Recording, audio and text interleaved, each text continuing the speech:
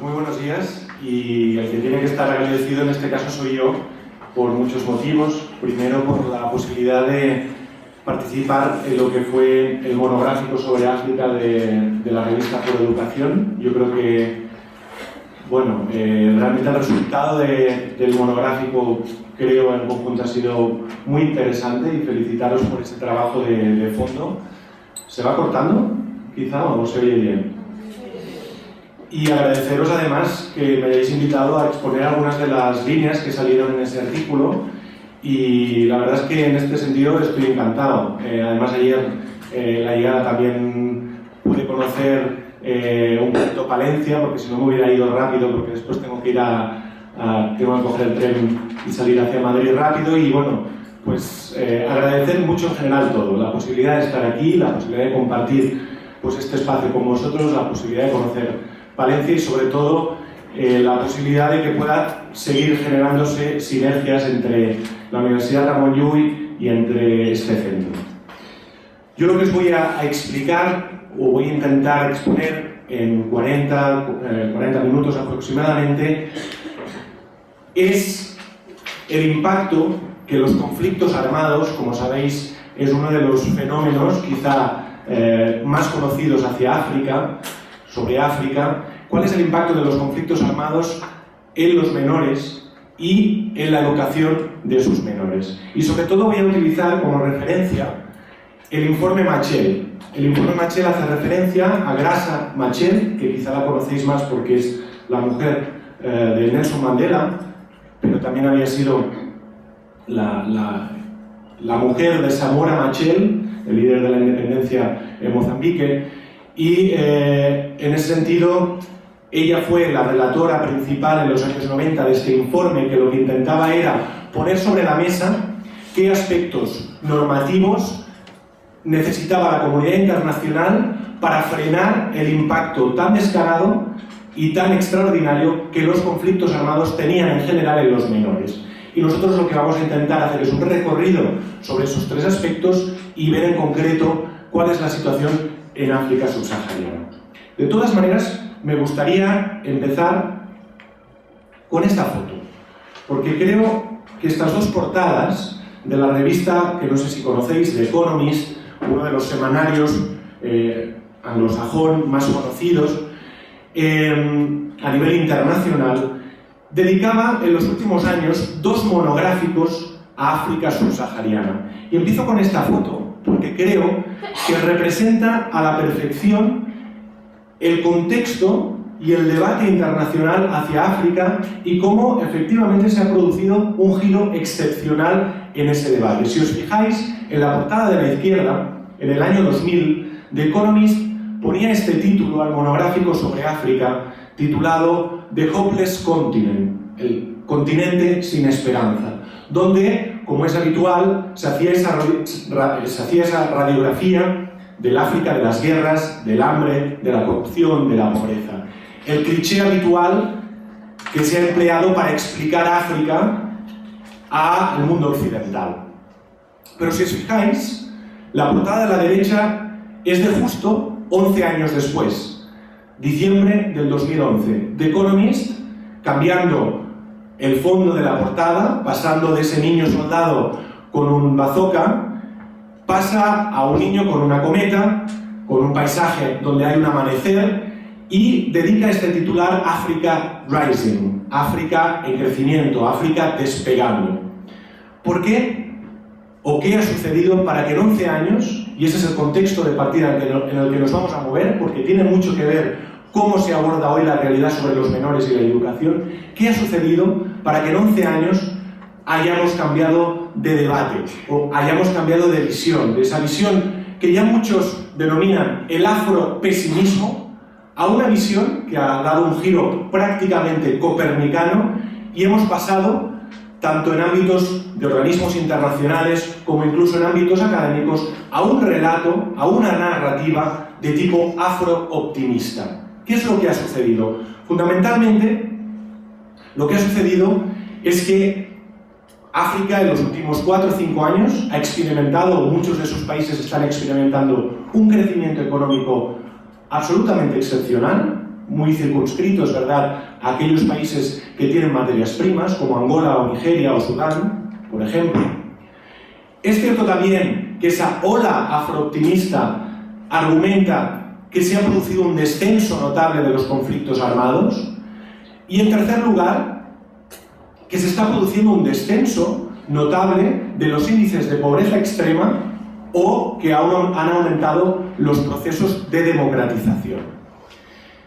Como veis, ese es el contexto en el que nos movemos. Y el contexto ha cambiado, porque hemos pasado de esa visión trágica de África a una visión desde hace unos pocos años que lo que intenta es plantearnos literalmente, y según muchos informes de Naciones Unidas, que se está produciendo el milagro africano que nadie esperaba.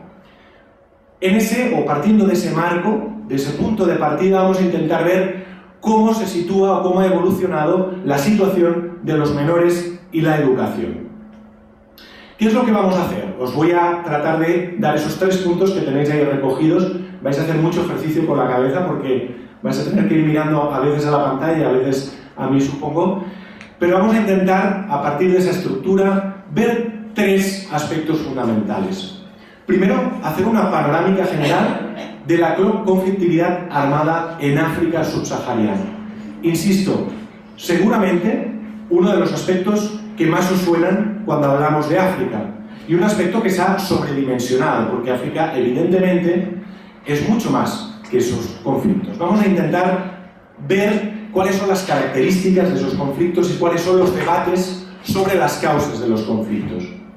En segundo lugar, vamos a analizar una cuestión obvia, que es que esos conflictos armados tienen un impacto extraordinario en los menores y en la educación. Pero vamos a ver en concreto cómo la comunidad internacional ha ido entendiendo y sistematizando cuáles son los efectos de los conflictos armados sobre la población civil y los menores, en concreto en el continente africano.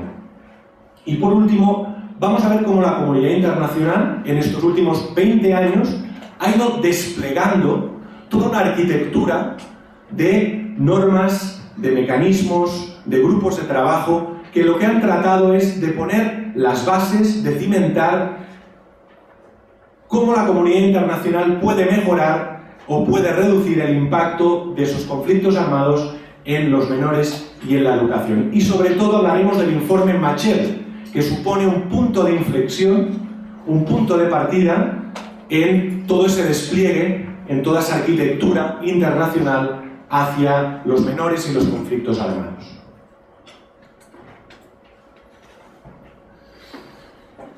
Fijaos, cuando hablamos de la panorámica de la conflictividad en África, tenemos que pensar que efectivamente se ha producido un descenso extraordinario del número de conflictos armados en África subsahariana.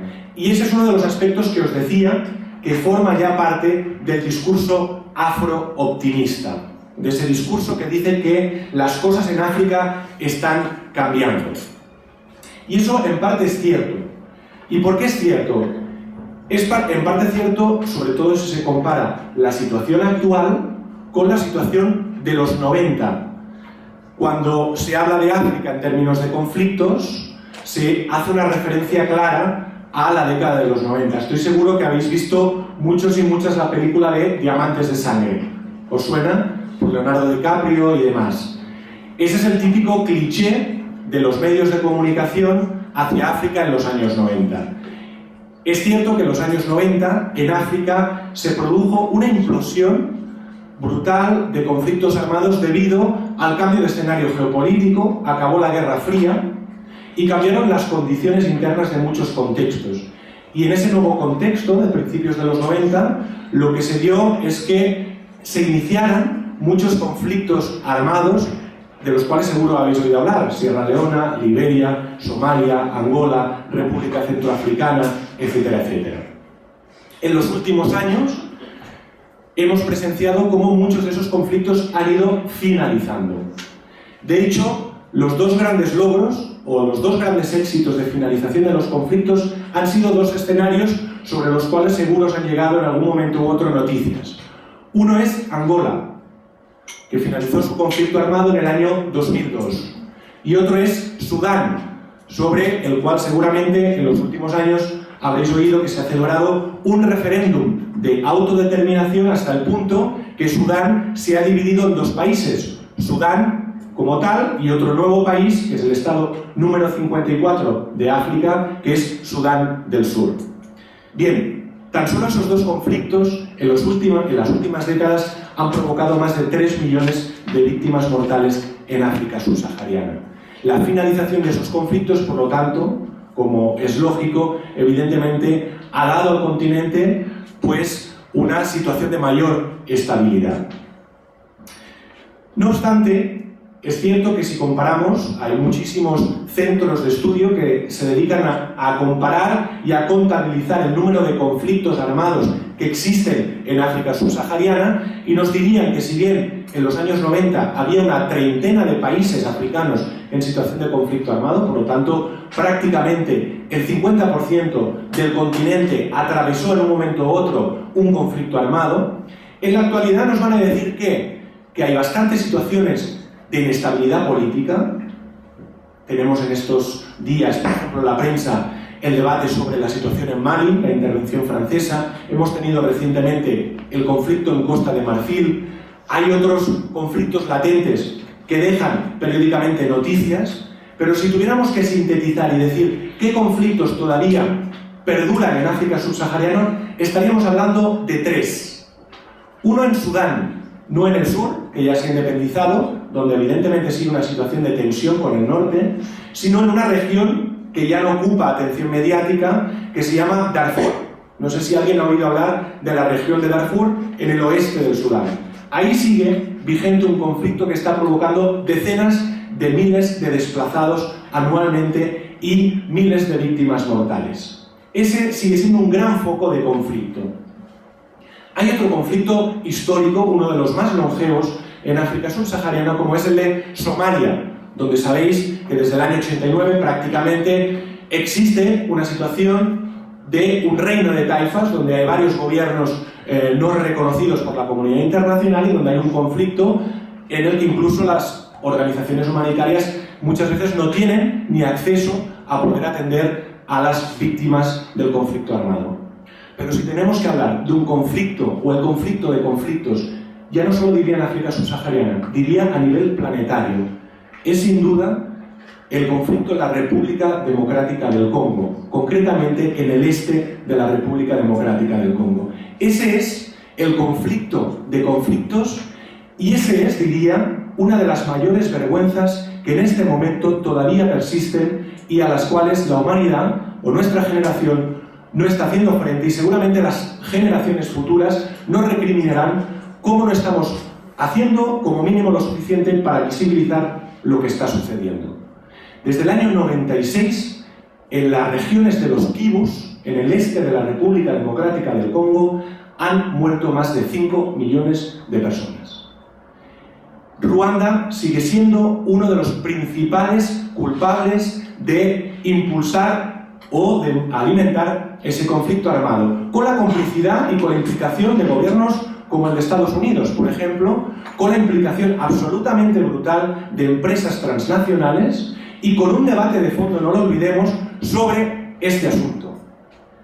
El Congo, el este del Congo, sigue siendo el feudo donde existe el 80% de las reservas de un mineral que se llama el coltán, absolutamente, de momento, imprescindible para fabricar la mayoría de aparatos tecnológicos y, sobre todo, los móviles. Os invito a que veáis un documental llamado Blood in the Mobile, Sangre en el Móvil, donde habla de esa cadena comercial que alimenta el conflicto entre la extracción del coltán, donde hay muchos menores implicados y que son forzados a ser esclavos, y toda la cadena de empresas transnacionales, donde prácticamente todas participan, y la fabricación de móviles.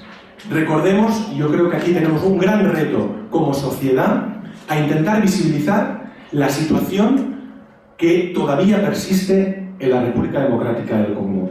Recordemos, por ejemplo, y acabo y finalizo con este tema, el asunto del Congo, los informes de Médicos Sin Fronteras, de Amnistía Internacional, de Human Rights Watch, que cada año señalan la cantidad de miles de mujeres y de niñas que son violadas por las fuerzas armadas, por los grupos armados que están participando en ese conflicto y, atención, muchas veces por los propios cascos azules que en teoría tratan de impedir el conflicto en esa región del Congo. Insisto, ahí tenemos un asunto pendiente como sociedad que tarde o temprano deberemos afrontar con mayor seriedad. Esa es un poco la panorámica del conflicto y os quería hacer dos puntualizaciones importantes para entenderla. Yo creo dos debates sobre los cuales voy a pasar muy por alto, pero creo que es importante puntualizar para huir de reduccionismos y para huir de simplicidades a la hora de analizar los conflictos en África. Primero, decir que estamos hablando de conflictos que no son locales. Cada vez más hay consenso en el ámbito académico para entender que son conflictos regionales o regionalizados, muy internacionalizados. Fijaos lo que yo he dicho del Congo, la cantidad de países regionales, internacionales y de empresas que participan, hasta el punto que algunos autores han dado a llamar los conflictos africanos como guerras en red, tratando de dar cuenta de la cantidad de actores transnacionales y de la complicidad de muchísimos actores en esa cadena que alimenta el conflicto. Solo con el ejemplo del coltán ya os he puesto, o de alguna manera habréis visto cómo se ha generado en esa cadena comercial del coltán una serie de actores que contribuyen directa o indirectamente al conflicto en el Congo. Primer elemento fundamental para entender esos conflictos: no son fenómenos estrictamente locales. Segundo, vamos a huir de películas como Diamantes de Sangre. No son fenómenos monocausales. Para entender cualquier conflicto en África debemos ir a debates complejos y multicausales. Aquí os he puesto los 4 grandes debates, si os fijáis sobre todo en rojo, los 4 grandes debates que en los últimos 20 años han concitado la atención de la comunidad internacional y del ámbito académico para tratar de explicar por qué hay guerras en África subsahariana. Y en general han surgido siempre 4 grandes visiones, 4 grandes, vamos a llamarlas, narrativas. La narrativa de la identidad, los conflictos, entre comillas, tribales, los que han creído que efectivamente el principal motivo de conflicto tiene que ver con las diferencias étnicas identitarias. La segunda narrativa, la que tiene que ver con los recursos, la que tiene que ver con aquella que pone el máximo foco en la existencia de un mineral, como el coltán, o del petróleo, o de los diamantes, en el caso de Sierra Leona, como principal motivo de conflicto. Una narrativa que ha surgido en los últimos años con muchísima fuerza, que habla de los estados fallidos. En África hay guerras porque no tienen estados fuertes, sólidos, instituciones que saben gobernar adecuadamente sus sociedades y por lo tanto están abocadas a la inestabilidad. Y una cuarta narrativa que ha puesto el foco de atención en la idea de es la pobreza y las desigualdades la que ha generado agravios de tipo sociopolítico y la que ha llevado a la mayoría de conflictos. Como veis, ahora aquí entraremos en un debate muy interesante en el que se ha perdido la academia en los últimos 20 años, pero como conclusión yo os diría que ninguno de estos debates, ninguna de estas narrativas por sí sola explica ningún conflicto. Es decir, si nos fijáramos en la película Diamantes de Sangre, lo que veríamos es que en el fondo es un gran reduccionismo, tratar de explicar una historia, un proceso histórico absolutamente complejo que se remonta a la fundación de Sierra Leona como un experimento prácticamente de primer aterrizaje de esclavos libertos que vienen del Reino Unido, pasando por el proceso colonial hasta la actual etapa. Reducir toda esa realidad a que hay minas de diamantes, como entenderéis, es un gran reduccionismo. Por lo tanto, ninguno de estos 4 debates explica por sí sola las causas de la guerra en África. Pero sí podemos decir que entrando a analizar cada uno de los aspectos o cada uno de los contextos de conflicto en África, veríamos que todos estos aspectos, la identidad, los recursos, los estados fallidos, los agravios, tienen mucho que decir y tiene mucho que hacer en una interacción compleja a la hora de explicar estos conflictos. Acabo este segundo punto, o entro, perdón, en un segundo punto. Ya hemos visto cuál es la panorámica de los conflictos, con tres conclusiones principales. Se han reducido los conflictos, quedan tres grandes focos de conflicto y muchas situaciones de inestabilidad política o de conflicto latente. Dos, son conflictos multicausales y son conflictos en los que, diríamos, no son estrictamente locales, sino son conflictos en los que, podríamos decir, influyen una cantidad de actores regionales e internacionales importantes. Dicho esto, y habiendo puesto un marco general para entender esa conflictividad armada en África, ¿cuáles son los efectos de estos conflictos armados que persisten o que han existido en los últimos años sobre los menores y la educación? Vamos primero a una conclusión prácticamente obvia, lógica. El impacto es extraordinario. Y es extraordinario por un dato que os pongo en esta transparencia y que han constatado, entre otros, los informes, por ejemplo, de Cruz Roja Internacional, del Comité Internacional de la Cruz Roja. Y es que los conflictos actuales, sobre todo los que han tenido lugar en los últimos 20 años, el 90% de las víctimas mortales de cualquier conflicto, y en África en ese sentido es un paradigma claro, son población civil. Y dentro de esa población civil, la mayoría de esas víctimas son mujeres y niños y niñas. ¿Por qué se ha producido o por qué ha aumentado tantísimo esta cifra? El Comité Internacional de la Cruz Roja suele darnos un punto de referencia y dice que si las dos grandes guerras mundiales del siglo XX la cifra era inversa, es decir, el 90% de las víctimas eran miembros de los ejércitos que se enfrentaban, con el paso del tiempo y de las últimas décadas, esa cifra ha ido invirtiéndose hasta el punto que en la actualidad podemos decir que la mayoría de víctimas son población civil. Aquí podríamos tener un debate bastante amplio y bastante denso sobre por qué se ha producido este hecho, pero en general hay un cierto consenso en el ámbito humanitario, en el ámbito de los conflictos, que dice o que argumenta que hay dos grandes factores. Uno, la naturaleza de los conflictos ha cambiado. Han cambiado las estrategias de guerra, hay muchos más grupos de tipo no estatal, es decir, grupos al margen de los ejércitos que participan en este tipo de conflictos armados en África. Vuelvo al caso del Congo. Si analizáramos el caso del Congo, veríamos que no es el clásico conflicto de un gobierno contra un grupo rebelde, sino es el gobierno versus o en interacción con decenas de grupos armados que defienden facciones de diversos grupos armados que a la vez representan alianzas, etcétera, etcétera.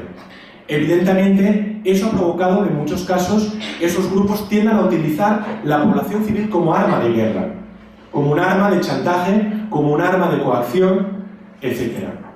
Y hay otro elemento fundamental sobre el cual hemos tenido una noticia, una muy buena noticia en las últimas semanas. Recordemos que en la actualidad el 90% de las víctimas mortales se produce debido a lo que se llaman las armas ligeras. Si os pregunto qué son las armas ligeras, no sé si más o menos las ubicáis, qué son las armas ligeras, pero fundamentalmente estamos hablando de pistolas, de metralletas, de bazocas. Estamos hablando, Naciones Unidas define como armas ligeras todas aquellas armas que son portables o transportables por una persona. Las armas ligeras están teniendo, en el cual recordemos, el norte tiene una gran relevancia en su fabricación y exportación, y en esa fabricación y exportación recordemos que tenemos la gran paradoja. El sistema de Naciones Unidas, recordad que tiene un gobierno que se llama el Consejo de Seguridad de Naciones Unidas. Recordad que tiene 15 miembros, 10 rotativos y 5 permanentes. Esos 5 permanentes son los ganadores de la Segunda Guerra Mundial: China, Estados Unidos, Francia, Reino Unido y, me falta uno, y Rusia, antigua Unión Soviética. Recordad que esos 5 miembros permanentes tienen el derecho a vetar cualquier decisión. Y recordad que sus 5 miembros permanentes con derecho a vetar del Consejo de Seguridad de Naciones Unidas son, a la vez, los mayores productores y exportadores de armas a nivel planetario. Esa es la gran paradoja. Los valedores, en teoría, de la paz y la seguridad mundiales son a la vez los mayores fabricadores de armas a nivel mundial. Decía que hemos tenido una muy buena noticia, de la cual los medios de comunicación se hicieron eco puntual, que es que Naciones Unidas, la Asamblea, ha aprobado una resolución histórica por la cual se compromete a empezar a regular el tráfico de armas. No sé si os ha llegado esta noticia en las últimas semanas, pero ha sido una noticia absolutamente de alcance histórico, comparable, por ejemplo, al Tratado de Minas, recordaréis, en los años 90, en el que se prohibieron las minas antipersona, el famoso Tratado de Ottawa. Pues hace escasas 2 semanas en Nueva York se aprobaba un proceso similar que nos da una muy buena noticia. ¿Por qué? Precisamente por eso. Porque las armas ligeras son las principales culpables de 9 de cada 10 víctimas. Y precisamente, como son armas ligeras transportables, los menores muchas veces son utilizados para transportar armas en muchos de los conflictos africanos.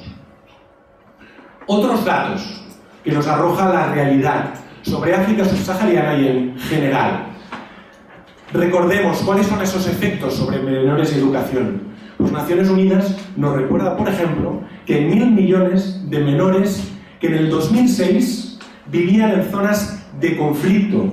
Fijaos que es una cifra absolutamente extraordinaria. De esos 1.000 millones, 300 millones tenían menos de 5 años y 18 millones eran refugiados o desplazados. Una realidad prácticamente, sobre todo en el caso de los desplazados internos, prácticamente olvidada por la comunidad internacional. Y además recordemos la realidad. Me parece que aquí tuvisteis la ocasión en algún momento de traer a Chema Caballero, ¿verdad? Chema Caballero ha sido uno de los referentes, yo diría, podéis ver su página en la ONG DIES, uno de los referentes en trabajar el asunto de los niños soldado, porque en África sigue siendo una realidad verdaderamente vigente, como es el reclutamiento forzoso de niños y niñas para los grupos armados. La buena noticia en todo este entramado de efectos sobre menores, ¿cuál es? Que cada vez existe mayor conciencia internacional sobre el problema, que cada vez existen más organizaciones y cada vez existen más medios para documentar lo que en algunos países africanos está sucediendo. Recomiendo en este sentido los informes de Amnistía Internacional, de Human Rights Watch, de UNICEF, de organismos como el ICR, el International Rescue Committee, una gran cantidad de organizaciones que cada vez ofrecen mayor información de lo que está sucediendo. ¿Cuáles son los efectos sobre menores reales? ¿Os los podéis imaginar? En teoría estamos hablando de un impacto multidimensional. En el año 2005, Naciones Unidas, Kofi Annan, entonces el secretario general, convocó a un grupo de expertos que elaboró un documento en el cual intentaba sistematizar lo que ellos llamaron 6 tipos de violaciones graves que afectaban, o cómo los conflictos afectaban a los menores. Y acordaron que más o menos podían sintetizarse en 6 tipos de violaciones graves. La primera, evidentemente, lo que tiene que ver con matar o mutilar a niños.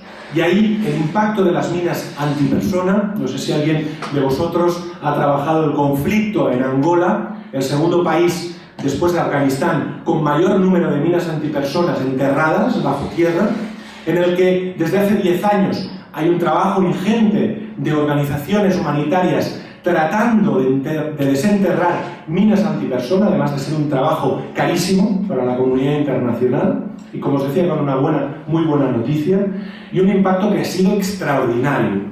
Os recomiendo un trabajo excepcional de un periodista español, que seguramente conocéis, que se llama Gervasio Sánchez. No sé si conocéis Gervasio Sánchez, creo que recibió, no recuerdo qué premio, pero un premio de bastante relevancia, por un trabajo que hizo en África sobre minas antipersona y niños, llamado Vidas Minadas. Vidas Minadas. Si podéis, él tiene un blog en el Heraldo de Aragón, y os recomiendo que le echéis un vistazo al trabajo de Gervasio Sánchez y todo lo que ha podido hacer, o que lo sigáis en Twitter o en Facebook, porque merece la pena. Segunda violación grave: reclutar o utilizar a niños soldado. Ahí, evidentemente, ya hemos hablado del trabajo de Chema Caballero o de otras personas, o del conflicto de Sierra Leona, donde a través de la película Diamantes de Sangre seguramente habréis visto pues, cómo los menores eran utilizados como arma de guerra a través de un reclutamiento forzado, o cómo en los últimos años este tema ha vuelto a estar de relevancia a través del vídeo más visto de la historia de Internet.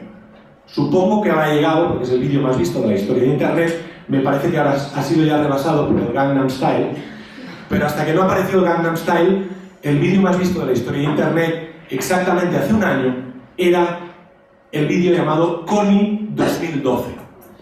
No sé si habéis visto esos 27 trepidantes minutos en los que una organización norteamericana llamada Invisible Children trata de poner sobre la mesa, de sensibilizar y de visibilizar, por eso se llama Invisible Children, trata de visibilizar a los menores reclutados forzosamente en Uganda, en el norte de Uganda, por un grupo armado que se llama Lord's Resistance Army, liderado por un señor que está encausado por el tribunal de La Haya llamado Joseph Kony. Este vídeo, lo habéis visto, me parece, ¿no? O ha pasado por vuestras manos, si no, vedlo. Ha generado una gran discrepancia, una gran polémica, porque por una parte, en 27 minutos, viene a decir que es la hora de hacer algo y propone una campaña. En 27 minutos explica cómo la humanidad va a organizarse para tratar de que el Tribunal de La Haya pueda tener los mecanismos para atrapar a Joseph Kony, que se acabe el problema de los niños soldado en Uganda. Y ese vídeo ha tenido un gran impacto. Me parece que en 3 semanas 100 millones de personas lo habían visto, ¿de acuerdo? Y realmente tuvo un impacto extraordinario. Las instituciones, incluso norteamericanas, se movilizaron para ver cómo podían favorecer o apoyar con recursos para atrapar a Joseph Kony, este personaje del norte de Uganda. Pero por otra parte ha generado una gran polémica, porque se ha criticado la respuesta que da, porque la respuesta que da es fundamentalmente militarista. Lo que propone es militarizar Uganda cuando ya Joseph Kony no está en Uganda, sino que está en otros países, para atrapar al líder del LRA. Y creyendo también que el problema tiene que ver con una persona, cuando el problema es mucho más estructural, tiene que ver con la pobreza del país, tiene que ver con la historia de Occidente, con ese país, etcétera, etcétera. En general, os invito a leer el intercambio de artículos que hubo en 2 blogs del País, que no sé si seguís. Un blog del País que se llama 3.500 millones, que lleva Gonzalo Fanjul, donde Irene Milleiro, la antigua responsable de campañas de Intermon Oxfam, está a favor de una campaña tipo Joseph Kony o Kony 2012. Y en contraposición, en el blog África no es un país, donde me parece que José Luis y Ramón ayer publicaron un artículo sobre este congreso, este simposio, los resultados y demás. En ese blog de África no es un país, el corresponsal del País en África, José María Calatayud, expone sus argumentos en contra. Os recomiendo, hay un intercambio de artículos absolutamente interesante. Yo lo utilizo mucho en la clase de cooperación internacional para ver las diferentes visiones que juegan o que toman parte a la hora de entender un vídeo de estas características. Vuelvo al hilo conductor. Estábamos con las principales violaciones graves consideradas por Naciones Unidas. Una tercera, que Naciones Unidas consideró como efecto grave sobre los menores, y en este caso directamente sobre la educación, es atacar a escuelas u hospitales. Una cuarta, todo lo que tiene que ver con violaciones sexuales. Por desgracia, una de las mayores prácticas, y como os decía, en el caso de la República Democrática del Congo, absolutamente un caso invisibilizado. Precisamente hace pocos años Médicos Sin Fronteras hizo un documental de 4 capítulos llamado Invisibles, en el que uno de esos documentales, uno de esos capítulos, era dedicado al caso de las niñas en la República Democrática del Congo que habían sido violadas como arma de guerra en el caso del este de la República Democrática del Congo. Un quinto caso considerado como violación grave, los secuestros, y un sexto, la denegación del acceso humanitario. En general, Naciones Unidas conviene que estos son los 6 tipos sobre los cuales hay que empezar a trabajar. ¿Para qué? Para que, en teoría, la arquitectura institucional de Naciones Unidas, hasta llegar al Tribunal Penal, pueda ponerse algún día en marcha para encausar a responsables o a personas que hayan colaborado con algún tipo de estas violaciones. Y esto, hasta cierto modo, funciona. Y os voy a poner 2 ejemplos recientes. Uno es el nombre de Charles Taylor. No sé si os dice algo, Charles Taylor. Pero hace un año ocupó, por ejemplo, la página del País, en la portada del País. Charles Taylor fue el señor de la guerra en Liberia y está acusado de crímenes de guerra y contra la humanidad por su colaboración en el conflicto de Sierra Leona.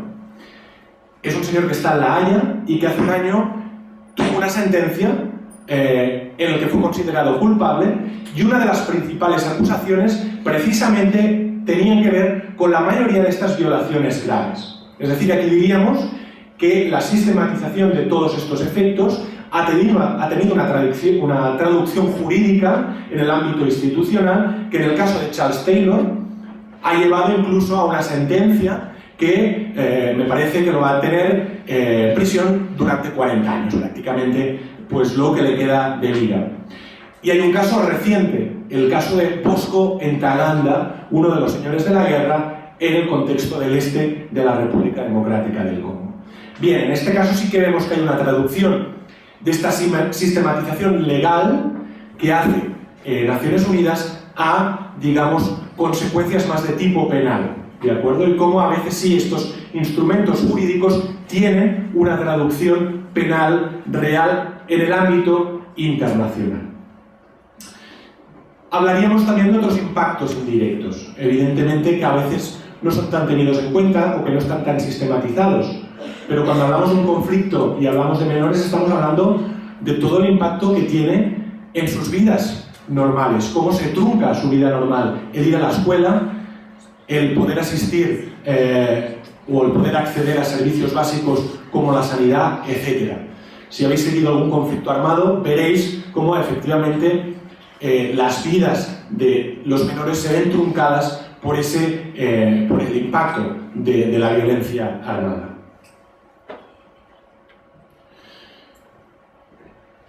Un dato absolutamente obvio, pero que nos arroja Naciones Unidas. Los peores indicadores socioeconómicos, evidentemente, suelen registrarse en países en conflicto armado. Pero fijaos si la evidencia o la correlación entre conflicto armado y desarrollo humano, en este caso, es enorme. 2 de cada 3 menores con desnutrición a escala global, esto nos lo dice ya la revisión de los Objetivos de Desarrollo del Milenio, a escala global se encuentran en contextos de conflicto armado. 2 de cada 3 menores. Y 2 de cada 3 menores no escolarizados también se encuentran en países en contextos de conflicto armado, donde evidentemente los índices de alfabetización y matriculación son muy elevados, además de la mortalidad ser muy elevada. No sé cómo voy de tiempo. 20 minutos. Por lo tanto, veis que evidentemente la correlación en este sentido es enorme.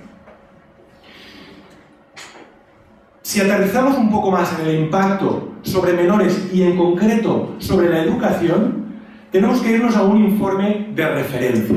Un informe que lo elabora la UNESCO hace 2 años, un informe extraordinario, diría yo, llamado La crisis oculta, conflicto armado y educación. Yo diría que es el trabajo más serio, o uno de los más serios, en los que se ha intentado establecer cuáles son los parámetros que nos indican la correlación entre cómo afecta la violencia armada, y en concreto analiza muchos conflictos armados africanos, muchos en África subsahariana, cómo afecta la violencia armada a la educación de los menores.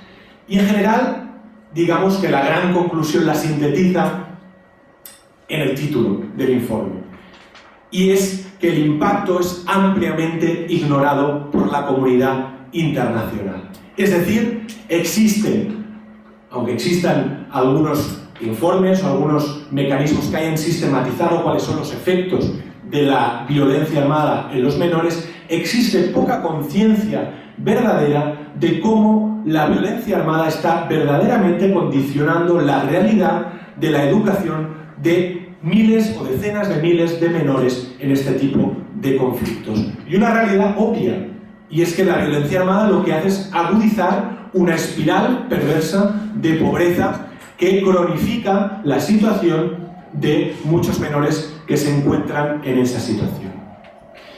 He querido rescataros, junto a este informe del 2011, una resolución un poco más antigua, que se denominó el Marco de Acción de Dakar, donde también se debatió este asunto, la correlación entre menores y conflicto y educación, en el que ese Marco de Acción de Dakar, en sus conclusiones, decía un aspecto significativo y bastante obvio, y era que los conflictos armados, evidentemente, son una gran barrera para lograr el objetivo de la educación para todos. Y por lo tanto, dentro de lo que es los objetivos de desarrollo del milenio, ha sido una de las puntas de lanza para tratar de alcanzar, como sabéis, uno de los 8 objetivos principales de Naciones Unidas, que, como sabéis, en poco más de un año llegarán a su fin, y que, como sabéis, también se está lanzando ya lo que se está llamando la Agenda Post-2015, que abre los principales debates de lo que va a ser el análisis de del desarrollo humano después del 2015, y donde esta cuestión también va a ocupar un lugar prioritario. Volviendo al informe de UNESCO, el informe en 2011 señala 4 fallos, literalmente lo llama 4 fallos sistémicos en los que la comunidad internacional no está haciendo nada para mejorar la situación de los menores en situación de conflicto armado y la situación de la educación. El primer fallo al que hace referencia la UNESCO es el fallo que llama de protección, o lo que va a decir la UNESCO, la cultura de la impunidad. Es decir, cómo en muchos de estos conflictos en África, cuando se produce una violación grave hacia los menores, no sucede absolutamente nada. La mayoría de los responsables de esas violaciones quedan en sus comunidades, en sus países, absolutamente impunes al margen de la justicia. Y evidentemente lo que motiva es una reproducción de ese problema. Un segundo fallo que la UNESCO ha llamado fallo de provisión, y es, por ejemplo, el poco apoyo que organizaciones humanitarias, organizaciones de derechos humanos o agencias de Naciones Unidas como UNICEF tienen del conjunto de la comunidad internacional en términos de recursos para apoyar a las familias que en esos contextos de conflicto armado y de violencia armada están tratando de ayudar a sus hijos e hijas para que puedan acceder a la educación o a los centros escolares. Es una denuncia de cómo las organizaciones internacionales, las organizaciones locales, también de derechos humanos, las organizaciones de la sociedad civil, muchas veces reciben un apoyo nulo. Un tercer fallo sistémico, y yo diría, fijaos, el más importante, que es el fallo de recuperación temprana y reconstrucción. Y ahora vamos a explicar qué significa. Porque estamos hablando constantemente de los contextos de conflicto armado y el impacto en los menores.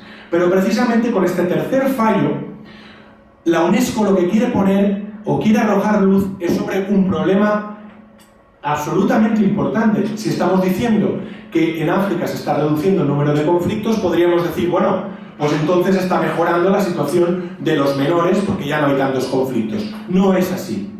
Y no es así porque lo que sucede es que cuando finaliza la guerra, y el caso de Sierra Leona, o de Liberia, o de Costa de Marfil, o del Chad, o de la República Centroafricana, o de muchos otros contextos serían buenos ejemplos, lo que sucede es que son contextos que caen absolutamente en la ignominia.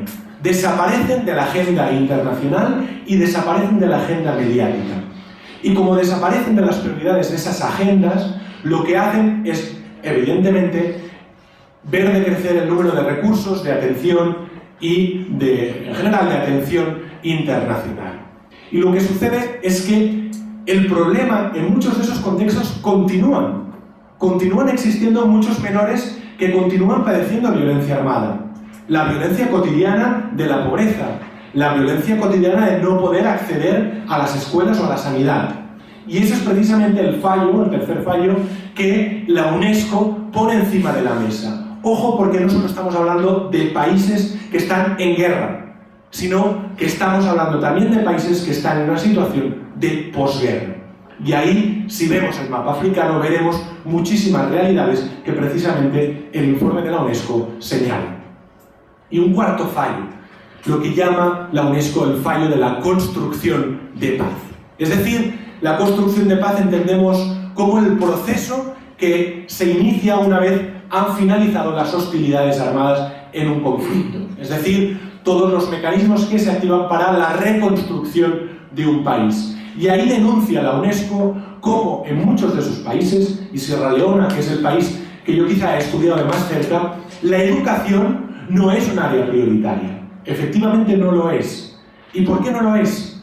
Porque en esos procesos de construcción de paz, muchas veces lo que se está priorizando es, fruto de esta concepción actual de la comunidad internacional, de entender que el principal problema de África son los estados fallidos, la solución, entonces, para la comunidad internacional es construir instituciones fuertes. Y las principales instituciones para garantizar un sistema fuerte son las fuerzas de seguridad. Hoy día, y Sierra Leona es un gran ejemplo, lo que estamos asistiendo es a cómo la construcción de paz se está entendiendo como la construcción del ejército y de la policía, fundamentalmente. ¿Para qué? Para garantizar el monopolio de la violencia por parte del Estado, para garantizar estabilidad política. Pero ahí generaríamos un amplio debate. En ese intento de generar estabilidad no se está priorizando por los servicios básicos, por ejemplo. Y si vemos, por ejemplo, los indicadores socioeconómicos de Sierra Leona, sí que vemos que, evidentemente, Sierra Leona hoy es un país mucho más estable en términos políticos y militares, pero en términos socioeconómicos sigue siendo el país con mayor mortalidad materno-infantil del mundo. O con unos índices de alfabetización secundaria, por ejemplo, absolutamente bajos. Y ahí es uno de los elementos que señala y que denuncia la UNESCO con mayor virulencia. Hay otros errores que la UNESCO señala, otros problemas. Uno verdaderamente preocupante, la invisibilización de la realidad de los refugiados y de los desplazados internos. Como en esos campos de refugiados, algunos campos de refugiados cronificados, no sé si habéis oído hablar, por ejemplo, de los campos de refugiados que existen hoy día en Kenia, con generaciones de refugiados procedentes de Etiopía o de Somalia, y que son generaciones que han crecido, nacido y desarrollado en esos campos de refugiados. Esos campos de refugiados son el caldo de cultivo para futuros conflictos, muchas veces plataformas para reclutar a futuros combatientes en grupos armados. ¿Por qué? Porque son espacios invisibilizados por la comunidad internacional. El ACNUR, que sabéis que es la agencia de Naciones Unidas que se encarga de este asunto, dispone de pocos recursos, por ejemplo, para priorizar por escuelas o por la educación en este tipo de espacios. Voy acabando. Y tercer y último punto. Hemos avanzado. Hemos avanzado, yo diría que mucho, al menos en los aspectos normativos. Pero lo que voy a tratar de decir es que hay un gran decalage, una gran brecha entre la retórica y la praxis. En la retórica hemos aumentado muchísimo la legislación internacional y la conciencia internacional. Existen hoy día mecanismos que han ayudado a desarrollar esa arquitectura legal e institucional de la que os hablaba. ¿Por qué se produce, sobre todo a partir de los 90? Fundamentalmente porque, como sabéis, con la finalización de la Guerra Fría, lo que, sobre todo en los años 90, en los años 2000 va a cambiar, lo que se produce es un gran salto de la conciencia, diríamos, de tipo más internacional, y por lo tanto Naciones Unidas, sobre todo en los años 90, sabéis que después de la guerra de Irak, Naciones Unidas ha perdido mucho ese espacio internacional, pero en los años 90 Naciones Unidas vivió un momento de gloria del multilateralismo y pudo desarrollar agendas de este tipo. He señalado 3 puntos de inflexión importantes. En el 89, con la Convención de Derechos del Niño, el programa de protección destinado exclusivamente a la protección de menores en conflicto armado. En el año 92, con el debate especial sobre menores y conflicto armados en el seno de la Asamblea General de Naciones Unidas, y con una resolución, con una aprobación de la resolución para convocar a un experto para que hiciera un estudio serio sobre cuál era el impacto real, los efectos de los conflictos en los menores. Ese experto fue Graça Machel. En el año 92 es elegida como la experta que va a liderar lo que en el año 96 es presentado y denominado como el informe Machel. Ese es el verdadero punto de inflexión en la normativización de los menores y los conflictos armados. Porque va a tener un gran impacto en la agenda internacional, porque va a visibilizar realidades que hasta ese momento habían permanecido más ocultas y porque va a proponer por primera vez una agenda de medidas concretas y de instrumentos legales. ¿Qué ha resultado de todo ese informe Machel? He puesto 4 o 5 cosas importantes y las resumo someramente porque estoy llegando al final. Primera, el informe Machel ha sentado las bases de un programa orientado a proteger a los menores afectados por conflictos armados. Es decir, lo que teníamos antes era una estructura bastante vacía o casi inexistente. El informe Machel lo que va a impulsar, como os decía, es una arquitectura legal y un debate internacional sustancial. Segundo, va a posibilitar que un año después de la presentación del informe Machel, en 1997, se apruebe una oficina exclusiva de un representante especial para la cuestión de los niños en los conflictos armados. Tercero, va a impulsar nuevos informes, conferencias internacionales y resoluciones internacionales.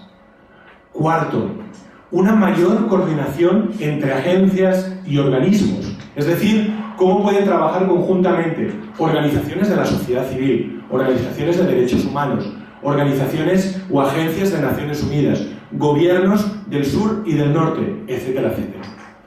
Y quinto, la resolución llamada 1612, que aprobó en el Consejo de Seguridad un mecanismo de monitoreo y un grupo de trabajo para tratar de poner en marcha cómo evaluar esas 6 violaciones graves que Naciones Unidas había estipulado unos años antes. Como veis, por lo tanto, el informe Machel es el punto de partida de toda una serie de medidas positivas que han ayudado a avanzar normativamente en todo este asunto. A nivel africano, una breve mención.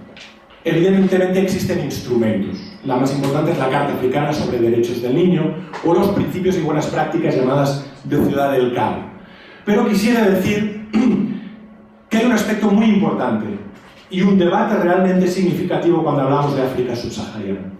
África subsahariana, a partir del año 2002, como sabéis, se refunda o pasa de lo que era la OUA, la Organización de la Unión Africana, a la llamada actual Unión Africana. Ese cambio de siglas no es solo, pues eso, a nivel de nombre, sino que en teoría, a nivel retórico, ha supuesto un salto cuantitativo y cualitativo para una cosa que se ha puesto entrecomillada en esa transparencia. Y es que la UA, la Unión Africana, se refunda con una voluntad, y es la de soluciones africanas a los problemas africanos. Desde el año 2002 es la máxima que, al menos a nivel retórico, ha guiado la agenda africana en la intervención en conflictos. Y evidentemente el impacto de los menores en la educación va a entrar dentro de ese debate y de esa voluntad de que los africanos puedan responder con sus mecanismos, con sus recursos y a su manera a los problemas africanos. Finalizo. 5 conclusiones que he querido ir señalando. La primera, de carácter positivo.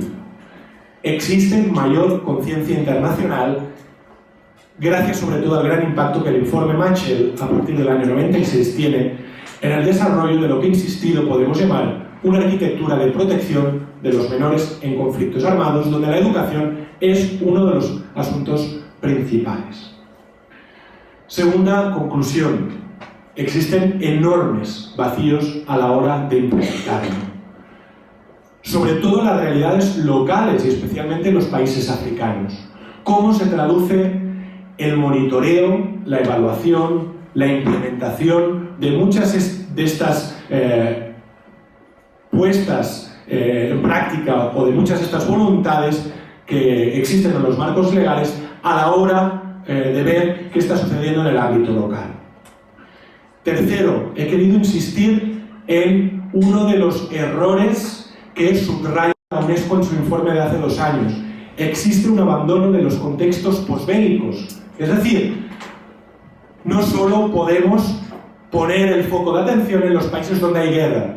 Es importante entender la realidad africana también en los países que están reconstruyéndose después de una guerra y en los que existen unos niveles de desarrollo humano, unos niveles de violencia armada, unos niveles de violencia política y, en definitiva, unos niveles de violencia estructural o de pobreza y de desigualdades absolutamente importantes. ¿Y por qué se está produciendo esto? Porque la comunidad internacional tiene una visión esencialmente neoliberal de entender la construcción de paz, entendida sobre todo desde una cosmovisión de la construcción de paz como seguridad, construir paz a través de la estabilidad política y militar, cuando la paz es algo mucho más amplio, mucho más estructural, que tiene que ver con el desarrollo, con la erradicación de la pobreza, con el acceso a la salud y a la educación, etc. Y eso, tal y como señala la UNESCO, no está siendo una prioridad. Cuarto aspecto: existe un nuevo choque de trenes entre la retórica y la praxis a nivel internacional.